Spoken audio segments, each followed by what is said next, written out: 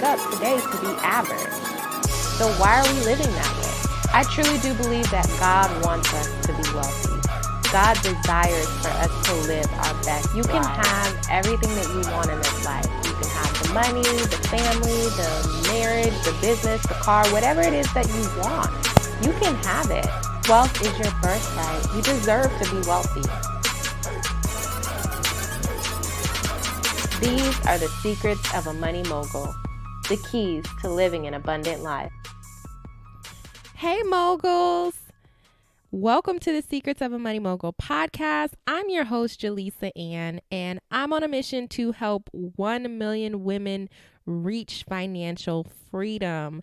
I do that through this wonderful medium of podcasting. I also do that through one-on-one coaching and through my online courses and live workshops and speaking. You guys, I am so happy to be back on the mic right now, having this conversation with you guys. I really feel like I had to pray on this episode. It was one of the things that it was like, I don't know that I want to talk about this topic like this. I feel like this is one of those divine downloads from God, y'all. And y'all will have to keep listening as we dive into the topic. But I really do feel like I struggled with if I was ready to have this whole conversation about financial freedom that we're going to have today. So before we get started, I just want to thank you all for tuning into this episode. Thank you so much for rating the podcast. Like, I love reading y'all's reviews. I know I don't have a ton of reviews, but I love reading what you guys write over on iTunes. I really do appreciate it. And it does help me to keep going because I know that these episodes are changing your life and I know that you're getting value from them. And thank you to my new clients. I'm so happy to be guiding you through your journey as you build your business, as you become financially free, as you build the foundation for you to actually build sustainable wealth, not just for you, but for the next generation. So I'm so happy to be guiding women through this journey. And I'm so happy that God has chosen me. You know, if he could not have chosen a more imperfect person. When I get on this mic and I have these conversations with you all, I don't ever want you to feel like I'm not the type of person to talk down on anyone, but I am in the trenches with you guys. Like, you know, I am completely imperfect. I don't pretend to be perfect. I make mistakes too. And a lot of these things that I'm talking to you about, I've made the mistake already. I've learned from the mistake and I've moved forward. So now it's all about giving back to the next woman so that she doesn't have to make the same mistakes, so that she can maybe move forward faster, harder, stronger, you know, come back 10 times better than what I previously did. You know, I really wish that sometimes when I was in the trenches, sometimes when I was at really low points in my life or low points in my business, especially because y'all, being an entrepreneur has been a whole journey. I've had several failed businesses before I had a somewhat successful one. And then I got in my own way. I was the number one thing that almost completely ruined my business, that almost completely tore it to the ground, was me. I was my worst enemy. So, helping other women to avoid those pitfalls has been such a rewarding journey for me. And I know that, you know, financial freedom is what people desire, but I know that there are people that it's kind of just like a wish for them. You know, they're wishing for it, but they don't really want to take any action towards it. They don't really want to do the work that it's going to take to be financially free. And that's why I'm so happy for those of you who are even just taking the small step of turning on this podcast and listening to this episode. Like, I just want you to commend yourself for at least doing that, because that's step one. Step one is acknowledging that you are wanting to change and seeking that change. And I'm praying that my voice right now might help you make the next step. Make the next step that could completely change the trajectory of your life. And that's why I'm glad that God has chosen me, and I have finally surrendered and allowed him to use me to speak to women, women specifically. So let's get into today's episode, y'all. Today we're going to talk about financial freedom ain't free. A lot of the times we focus on the things that we need to do.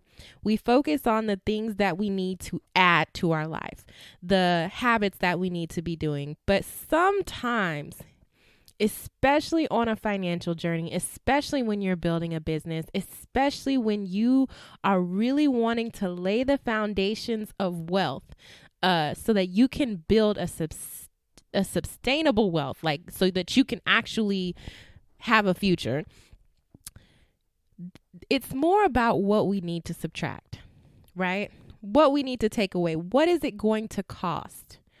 What is it going to cost? I remember there's this saying that there's no such thing as free lunch. And in this saying that there's no such thing as free lunch, basically the saying is saying that nothing in life is free. There's always going to be a cost.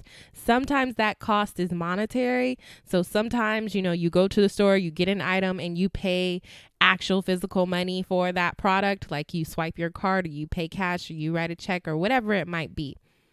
Sometimes that cost is monetary, but there are so many other times that cost is not monetary, that cost comes from, hard work, that cost comes from time, that cost comes from family, that cost comes from different things that you have to give up, old belief habits, things like that. So we're going to talk about, I believe I have 7 points. Yes, we're going to talk about 7 things that you are going to have to give up in order to be financially free. What is it going to cost you? So, let's get started on the first thing it's going to cost you in order to be financially free. And the very, very, very first thing that it's going to cost, the very first thing that you have to pay, very first thing you have to lay down on the line is your old and current beliefs about money. Your current beliefs about money are not serving you. And I know that for a fact, because if they were serving you, you would be financially free. You would be where you want to be financially. You wouldn't have the issue with maintaining the money that you keep. You wouldn't have the issue with earning more money. You wouldn't have any of the money issues that you currently have because your beliefs create your reality. So your beliefs create your thoughts, which create your actions, which create your reality. So if there is something in your reality that you do not like, it is because of your current beliefs about money. So if you've ever believed that, money is bad and that people that have it are bad or any of those things, like you might have some beliefs about money that are no longer serving you. Wealth really starts in the mind. And I think that once I realized that, once I took that shift, once I started focusing on that, the habits came afterwards. The habits came afterwards because before you can do anything, you have got to change the way that you think about money. You have to change the belief about money. And that's one thing that we did when we did the 7-day prosperity prayer challenge. A lot of Christians, a lot of people that believe in God, a lot of believers, should I say, have this belief that money is evil and that people that have it are evil. And that's not the case at all. Money is just a tool. It's not this almighty powerful thing. Like, no, you're not supposed to be worshiping money over God. Nothing comes before him, but God has given us money to use as a tool. And I've talked about this before when I talk about the enemy is the one who doesn't want you to have money. It's not that God doesn't want you to have money. The enemy doesn't want you to have money to be able to use it to empower the kingdom, in order to be able to use it to help others, in order to be able to use it to reach your full potential, to do the things that you were absolutely called to do. So the first thing that you have to give up is your old beliefs about money. And I want you to take a moment today, sometime today, even now, if you have a moment, if you're not driving or you're not at work, or you're not getting ready for work or cooking or something, just grab a small notepad and I want you to think about what are some of the things, some of the beliefs about money that you currently have that are no longer serving you. What are they? Write them down. Write them down. So some of the most common things that I hear from my clients and from the women that I work with in overcoming these beliefs is, the main one is money is the root of all evil, which is a self-limiting belief that you might have about money, or money is not important. It's funny how people say that all the time, like money's not important. Money is, I think Zig Ziglar said this when he said money's not that important, but it's right up there with oxygen, I think is the saying. Like, yeah, you might say that it's not important, as you might say like oxygen or air is not important, but you absolutely need them to breathe. Like you absolutely need oxygen to breathe. You absolutely need it to live. So whether you feel it's not important or not, by default it is, because you need it to survive. You need it to even just take care of your basic necessities. So I remember one of my mentors when they said, whoever says money is not important doesn't have any, which I think is somewhat true too. So money is there. The rich get richer and the poor get poorer. That's a self-limiting belief about money that you might have. I'm just not good with money. I'm just not good with numbers. I'm just not good with math. I just don't know how to keep money. All self-limiting beliefs, all the things that you're going to have to begin to release if you want to reach financial freedom, if that's truly a goal of yours. No one in my family has ever been rich or wealthy. Self-limiting belief. Money is a limited resource. This is probably one of the biggest ones. We believe that money is finite, or we believe that even success, or like, especially in business, like for whatever reason, I don't know why there's always this competition between businesses. I think it's okay to have a little friendly competition, but to the point where it's like, if she has it, I can't have it. So if, when Burger King got started, when McDonald's got started, they weren't like, well, Burger King already makes burgers, so we can't make burgers. Now there's like In-N-Out and Burger King and McDonald's and Whataburger, and there's like so many different burger places, but it's like, we feel like in our business, like, oh, she's a graphic designer, so I can't be a graphic designer. Oh, she talks about wealth and money, so I can't talk about wealth and money. Or she's a business coach, so I got to do something different. And it's like, no, there is no limit to the amount of people that are out there for us to serve. There's billions of people on this planet. There's so many people that need the services that we provide. But we're just too afraid to step out because we think that we should be the only burger place on the street, where there's going to be some people that like Whataburger. There's going to be, for those of you who are not in the South, we do have a place called Whataburger. Some of y'all are probably like, what is she talking about? All my Texas people understand. But, some people are going to like In-N-Out. Some people are going to like Burger King. Some people are going to like Wendy's. Some people don't even like fast food. So don't even talk to them about a burger, or they're vegan, or they only eat black bean burgers. But you guys get my point, right? There is no limit on wealth. There is no limit on money. There is no limit on clients. There is no limit on people that you can serve. There's no limit. Remove the limits. So yes, those are just some of the self-limiting beliefs that you might have about money that are no longer serving you. So you're going to have to pay that price. That is one thing you absolutely have to give up in order to achieve financial freedom. There's no ifs, ands, or buts about it. No way around it. Nothing that you can do to avoid that. So write down what some of those limiting beliefs that are no longer serving you and choose to let them go. choose to let them go. And I would love to hear from you guys. So go ahead and DM me on Instagram, email me, reach out to me. Let me know what some of those self-limiting beliefs are that you, that things that are coming up for you guys.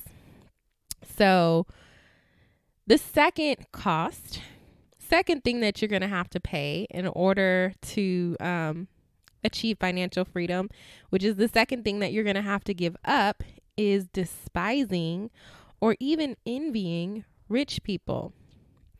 If you despise someone who's wealthy, if you despise someone who has money, if you think they are evil, if you think that they are up to no good, that they are conniving and sneaky, and if you think anything bad about them, first of all, what we think about other people is a reflection of ourselves. But somewhere you have deep rooted the ideal that if you were to become wealthy, you would become those things.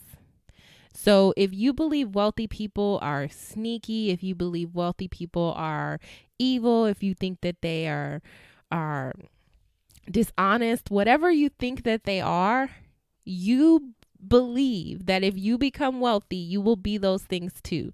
Whether you consciously or subconsciously believe them, it's there. It's rooted in you. And so for that, you will always self-sabotage. You will always get in your own way when it comes to building your wealth. You will always get in your way when it comes to making more money. You will always get in your way when it comes to paying down debt or savings.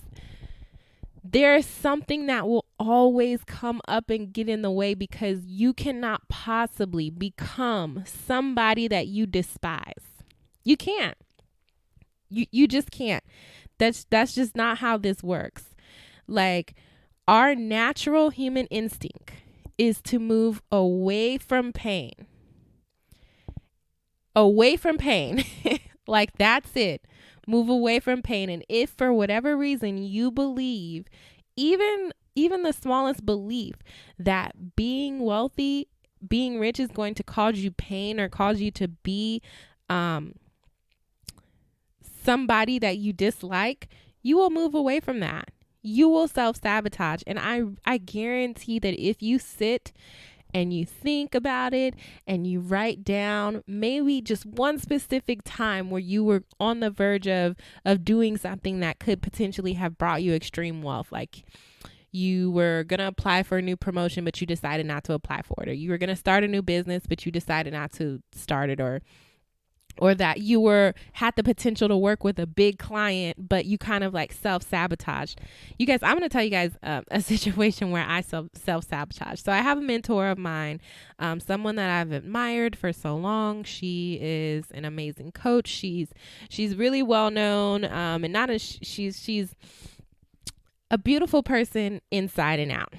And she wanted to do like a collaboration with me, and y'all, it scared me. Like when she was like, yeah, let's do this together. And I was like, I'm not sure. I'm not sure that I'm ready to do this collaboration, because there was part of me that was just like, I just want to stay like I don't know, like there's so many times I've self-sabotaged in my business, but I know, for instance, that is one of them. So, I didn't take the steps necessary to complete that collaboration.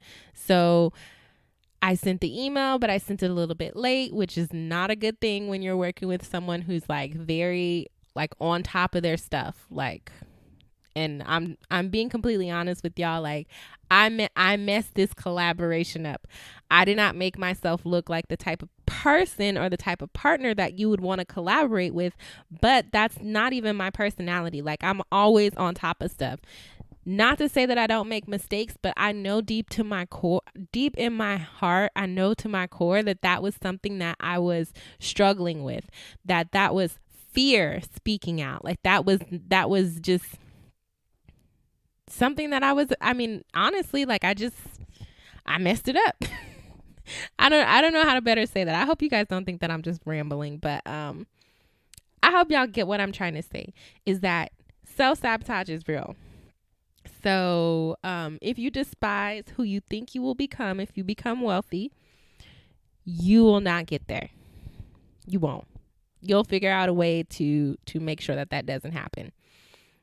So the third cost and the third thing that you're going to have to give up, which is, I think this one is pretty obvious. I think everybody knows that, is going to be your current lifestyle. Your current lifestyle. And that's just because, here's the thing.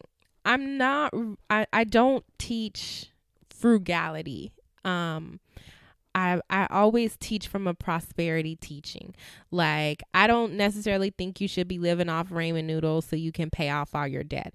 But at the same time, if you are living above your means, if you are spending more than you are earning, if you are not working on ways to increase your income and decrease your expenses so that you have a big gap, a big cash flow, or what they call disposable income, you're not going to see financial freedom. Point blank, period. Like, I think one of my friends, Kevin, he has been really on this on social media lately. And if you guys don't follow him, you should.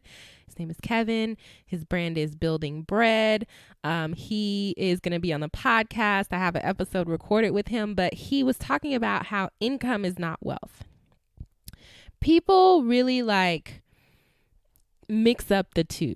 Like, they think just because someone earns $10,000 a month, or just because someone earns $300,000 a year, or just because someone is a doctor or a lawyer or whatever the title is, or, an analyst or whatever it is, that they are wealthy or that they have money. And that's not true. It's the farthest thing from the truth, because income does not equal wealth. And I had a point that I was talking about that. Yes, income does not equal wealth, because what happens is that when people have these increased and inflated salaries or positions or titles, they have these increased and inflated lifestyles. Am I telling you that you have to drive a hoopty? No, because that's not necessarily what I want to do either. But I am telling you that there are going to have to be some decisions that are going to be difficult for you. And you're going to have to there are some things that are going to have to outweigh what you currently want. Like, I've had my car for a long time. My car has been paid off. Nothing wrong with my car. It is driving beautifully still, but I am dying to get a new car. Like, I love the way the Mercedes trucks look. Right now I have a Mazda, and I'm like, I really want to have a luxury car. I really want to have a Mercedes, and I really want to go out and get me a Mercedes. Like, that would be wonderful for me. But at the same time, I know that I can't do that right now. As of right now, my goal is getting 100% out of debt. After that, it's funding my daughter's college fund at 100%. Making sure my husband and I are funding our retirement accounts 100%. Then building up more investments, possibly getting investment property soon. Like, I have other goals that don't involve me getting a brand new car right now. So my lifestyle means that I have to drive the same old car that I've been driving for a long time. Does that mean that I'm going to drive it forever? No. But currently, that's what I'm going to do, because that's where my financial goals are. And that's why it's so important to know what your goals are and to know where you stand, because they say that the difference between wealthy people and those who are not wealthy is what's called time perspective. And time perspective is when you make a decision, especially a financial decision, how much time do you take into account? How much time do you take into account when making that financial decision? So if I'm going to buy a new purse or a new bag or whatever it is, am I thinking about this money right now that's in my account, or am I thinking about this money 10 years from now? And I say that all to say that My time perspective when it comes to making lifestyle decisions has changed significantly in the last 3 years. Now, every time I make a financial decision, well, now that I'm married, because I've been married 3 years, we just celebrated our 3-year anniversary. I have to consult somebody, and I've been on my own since I was 17. So I'm used to just making decisions by myself. So it took a little while for me and my husband to be able to make financial decisions together. And I'm going to do a whole podcast on that, marriage and money. So look out for that. He is going to be my guest on that podcast. But now when I make a financial decision, I always think about the future. I always think way, way, way in the future. I'm talking 10, 20 years from now, just to kind of give you guys an example. And then I'll have to move to the next topic because otherwise we will be on this podcast forever. But just to give you guys an example, I have a lot of friends that are stay-at-home moms, and I think it's awesome that, they have they're blessed with the capabilities to be able to stay at home and raise their children. And, I kind of run the business and work part-time, and I do all these other things. So I don't really consider myself like a stay-at-home mom, but, they wanted to they're putting their kids in this activity, and my daughter's like friends with them. So it's like, oh, well, we should all put our kids in this activity. And I went to my husband and I was like, here's the activity.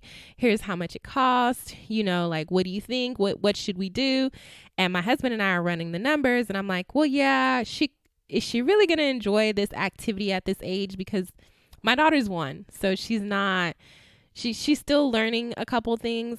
We do keep her in swim lessons because she loves swim lessons. But this particular activity, when we went to make the decision for this activity, I literally ran the numbers that if we put the same amount into her college fund versus paying for this activity, what would the cost be? What would the cost be?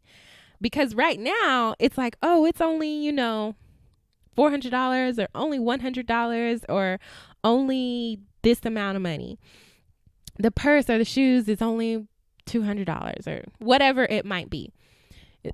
Even the car might only be $300 a month, whatever. But I'm not looking at that $300 now. I'm not looking at that $100 now. I'm looking at, in 20 years, what could this $100 grow to be if I invested it?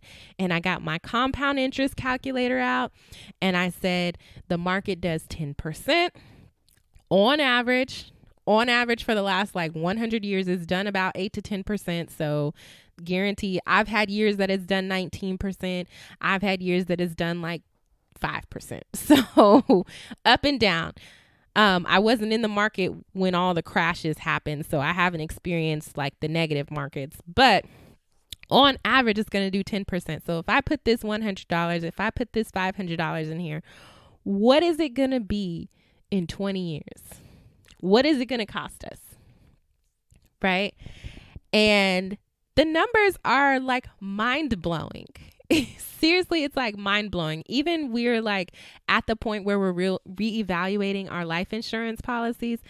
And one of the premiums, we were looking at one of the premiums, and I think it was the difference between $20 or $30 or something like that. And we were like, what if we invested that $30? What if we took the Dave Ramsey approach and did the invest the difference? What would the difference be? And I think the difference of the $30 was going to be $22,000 in 15 years or something like that. And I'm like, $22,000? You're just thinking $15 a month, but when you change your time perspective, $22,000 is a lot of money to just leave on the table there. And I think that's what a lot of people don't get. So when it comes to you planning your future, that's one of the things you're going to have to take into perspective. So I say all that just to say that, back to my point, because I feel like I kind of went off on a tangent there, but I say all that just to say that there are aspects of your current lifestyle that you might have to give up. And that's what it's going to cost you to be financially free. There are activities that you may not be able to participate, that you may not be able to put your children in at this time. And that is okay. You know, that's one of the things that I have accepted. Like, there are some sacrifices that are going to need to be made. But you know, what are these small sacrifices to live a lifetime of freedom? You know, to live 20, 30 years of freedom. Not only that, but to leave a legacy for the next generation. I would love for my daughter to be in this particular activity that I was just talking about. But is it worth her not having a debt-free college experience, should she choose to go to college, or not having money to, you know, fund a business or something, or being able to invest in her future? Is it worth it?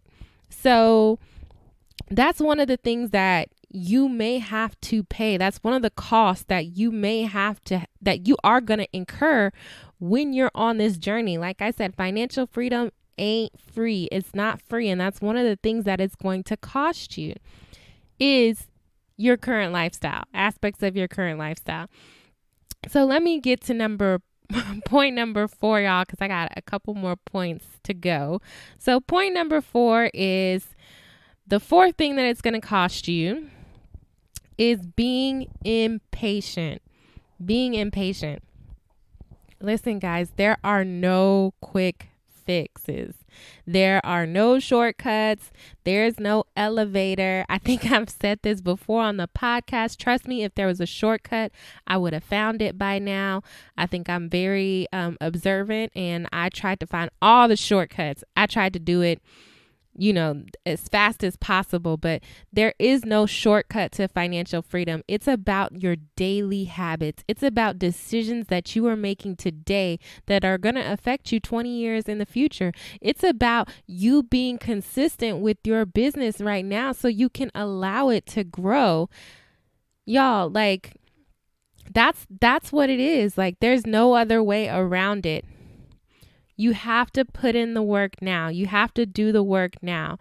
You have to plant the seeds now in order to reap the rewards in the future.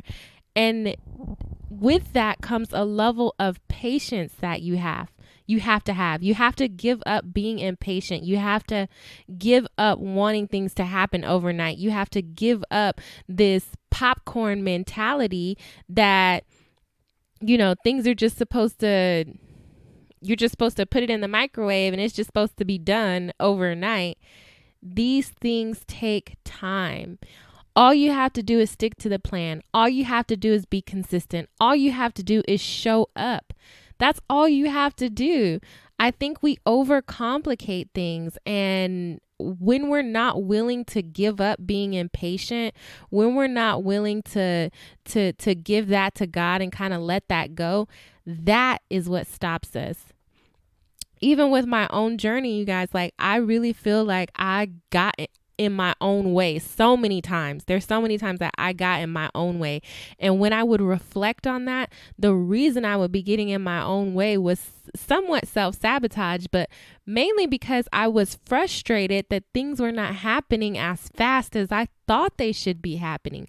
I was being impatient. I was wanting things to happen overnight.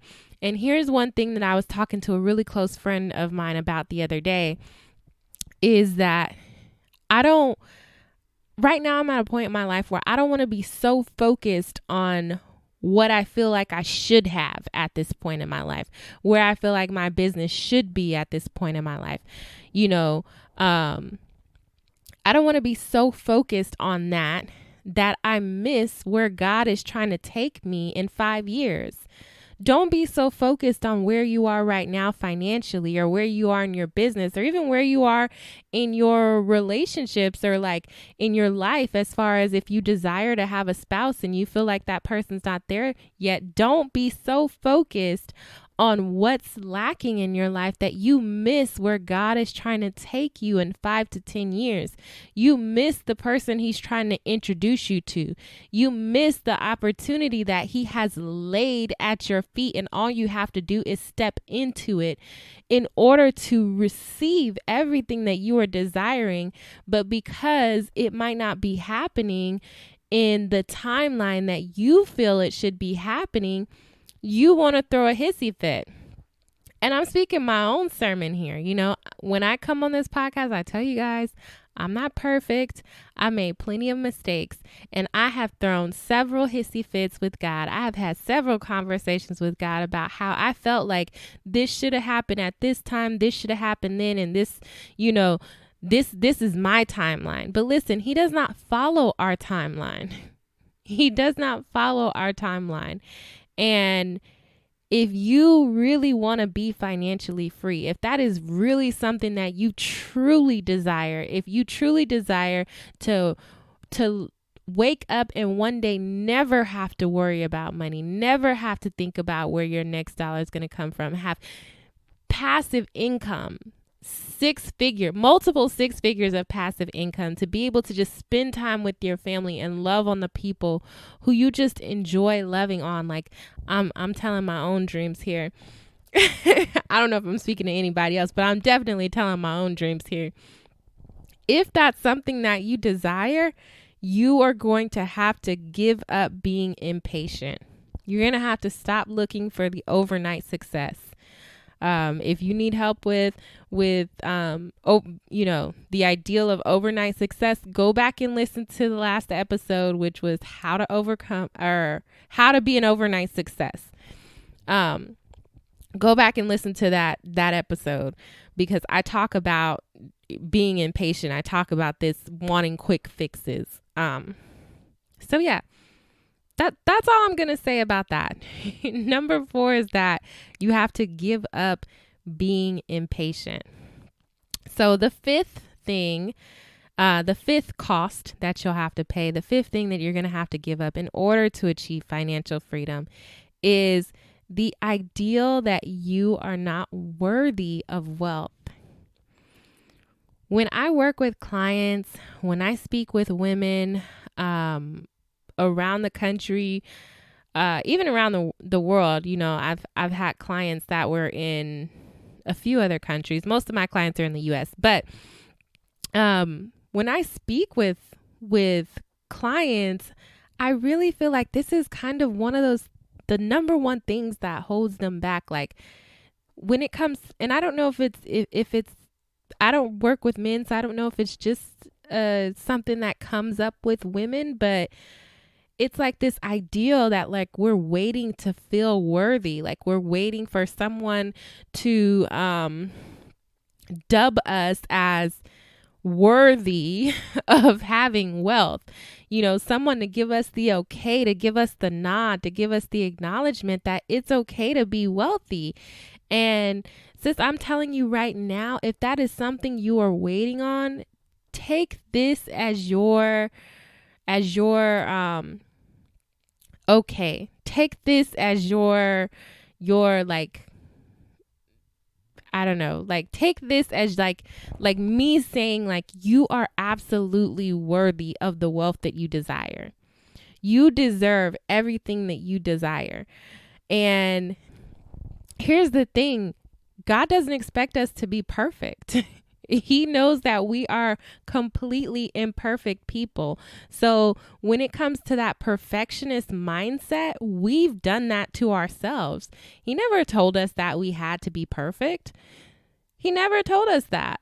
So this ideal that we have to be perfect in order to be deserving of wealth, in order to be worthy. You know, there's things that mistakes that I've made in my past, even financially, that I would just beat myself up with over and over and over and over and over again, all the time. And it was like, at some point you have to move forward. At some point you have to forgive yourself, let it go, and move forward. That's all you have to do.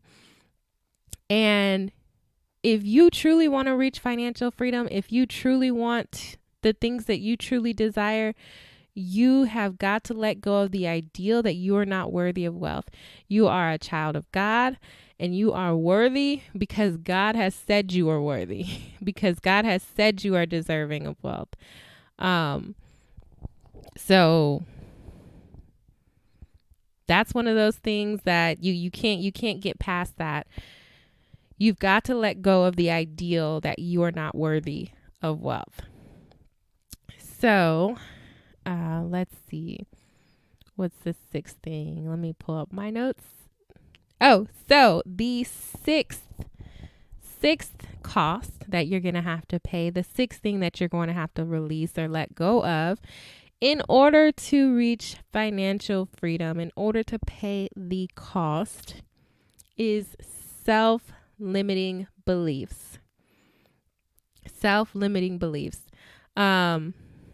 And I read this quote not too long ago, but it said, sometimes it's not the lack of ability, but the lack of confidence that prevents us from achieving what we really want. Sometimes it's doable, but self-doubt makes it impossible. So whenever I think about self-doubt, I always think about the story of Peter and Jesus. You know, when Jesus was calling for Peter to walk on the water, and it was like when he took the first step on the water, you know, he didn't have any self-doubt. So he was walking on the water. But as soon as he began to doubt himself, he began to sink. And that's when he took Jesus's hand and he got back up. And that's when Jesus says the scripture, when he says, what's the scripture, y'all? Matthew, it says, "Oh, ye of little faith, why did you doubt?" And a lot of us are like Peter. It's our own self-doubt that's getting in the way. And here's the thing, Peter could have stayed in the boat, right? But he at least was willing to take the first step. And a lot of us are very willing to take the first step. Some of us are stuck in the boat. We can't even get out of the boat to take the first step. And I understand that because I've been in both situations. I've been in the place where I'm like, I'm not getting out of the boat. I'm too afraid. And then I've been in a situation where it's like I'm doing things and I'm taking the steps, and then self-doubt gets the best of me. So it's self-doubt that began to cause Peter to sink. It's his lack of faith. And I used to think that self-doubt was about battling my insecurity. But now I see, you know, I'm not only doubting myself when I have self-doubt, I'm doubting God because I don't have faith. I don't have faith that he can overcome my particular situation. I don't have faith like Peter. Peter didn't have faith that you know, God could allow him to walk on water. So that's one of the things that you're going to have to eliminate if you want to be financially free, because self-limiting beliefs will take you out more times than not. It'll cause you to self-sabotage. It'll cause you to be completely oblivious to opportunities that God has placed in front of you.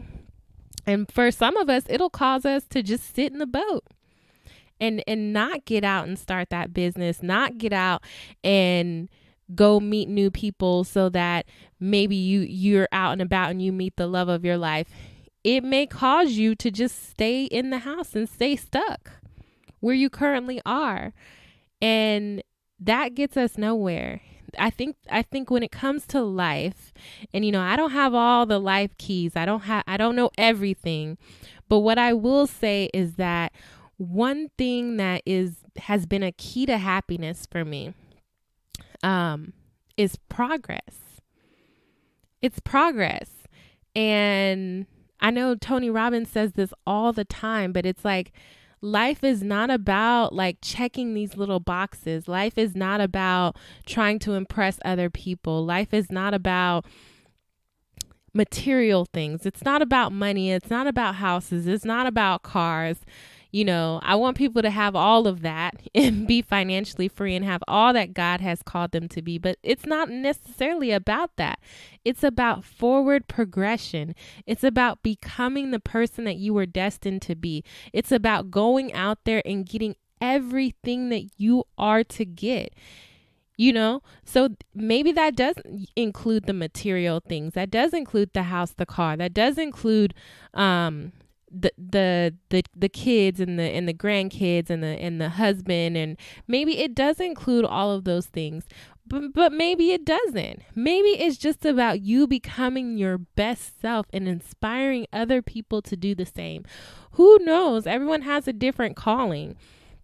But I say all that to say, do not let your self-limiting beliefs take you out.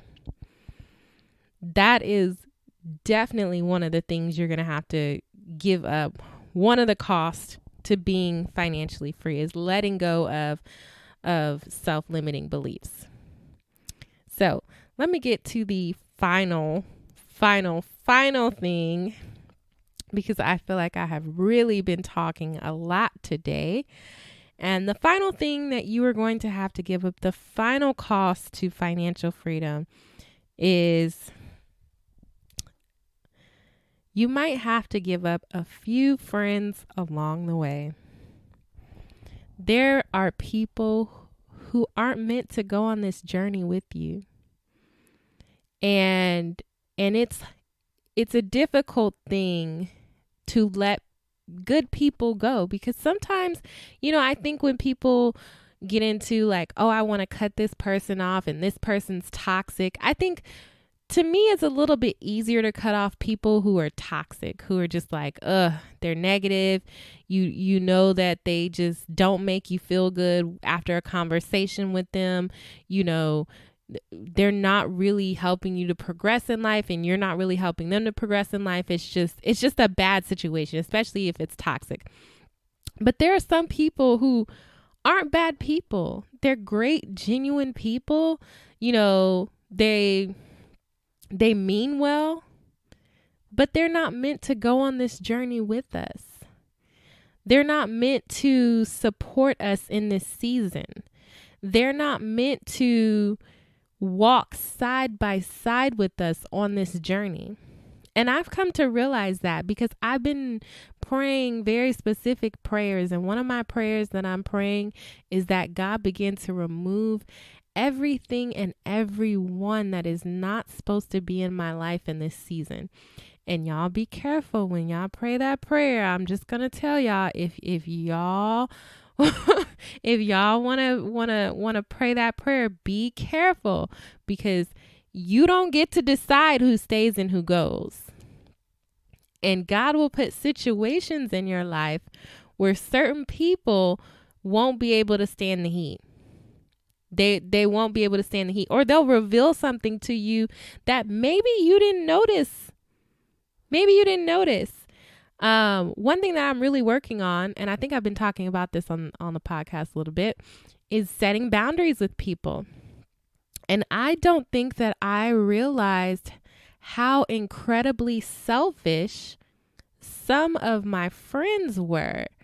I think it was almost like jarring to me. Like, it was really like astonishing, because I'm one of those people who, like, I love hard. And whether that's in relationship, whether that's friendships. I've been friends with some people for, 20 years, since we were kids. And I love these people. But here's the thing.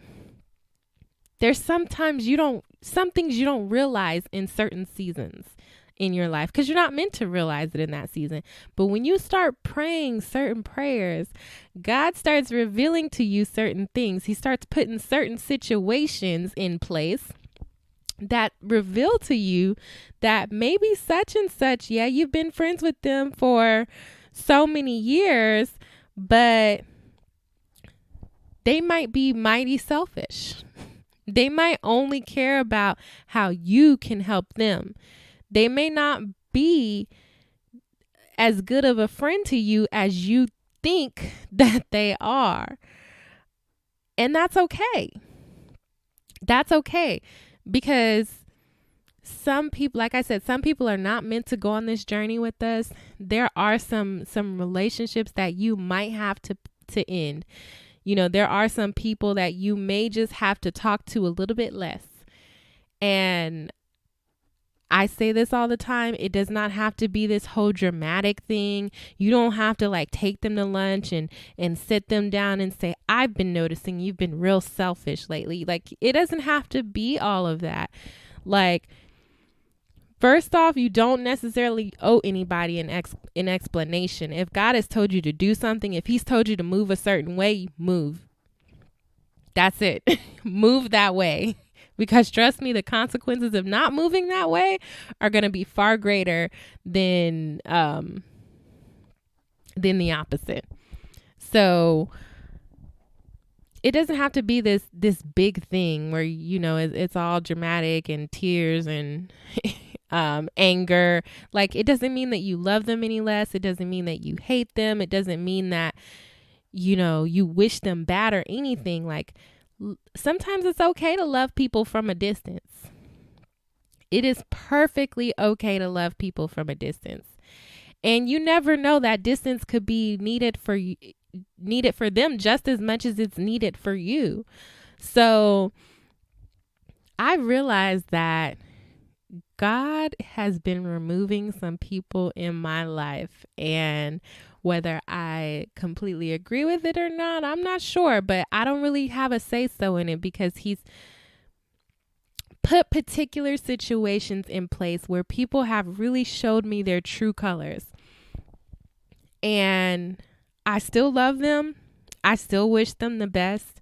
I still will be there for them if they need me. Like, I'm not turning my back on people, but I know that in this particular season, some people just can't go on this journey with me, and that's okay. That's okay. So yeah, I have been talking a lot this episode, and I'm going to let you guys get back to your daily lives. I just want to thank you so much for tuning in to this episode. Please do me a favor and go ahead and write a review on iTunes. Actually, type a review. I love reading y'all's reviews. It helps other people know about the show, and it helps me to keep going. Like, there are some days that I'm like, I just want to quit podcasting. Not gonna lie, that's the truth moment. There are some days that I do want to just go ahead and give up, but I read you guys' reviews. I understand, I love how this podcast is helping you. I love how it's helping you change your life. I love that it's helping you start your path towards financial freedom. Change your mindset on whether you're worthy or not. Change your mindset on what you believe. And I look forward to some of you guys who I'm going to be working with in the future as you guys sign up to be clients. And I have a live event coming very, very, very, very soon. I cannot wait to announce it. You guys get ready, because this live event is going to be amazing. It's going to be a very intimate event. So there won't be like a ton of people. I specifically have it capped at a certain amount of people that will be allowed in the room. And that's because I want it to be an open space where we're going to be talking about money. We're going to be talking about wealth. We're going to be talking about a real strategic plan. What is it going to cost? What does wealth look like? How do you get there? Socially, emotionally, physically, financially, relationally, all of that. So just want to thank you for listening to another episode of the Secrets of a Money Mogul podcast. Be sure to check the show notes for any important links and information and the application to apply for coaching with me. And I thank you and I love y'all, and I will talk to you next week. Bye.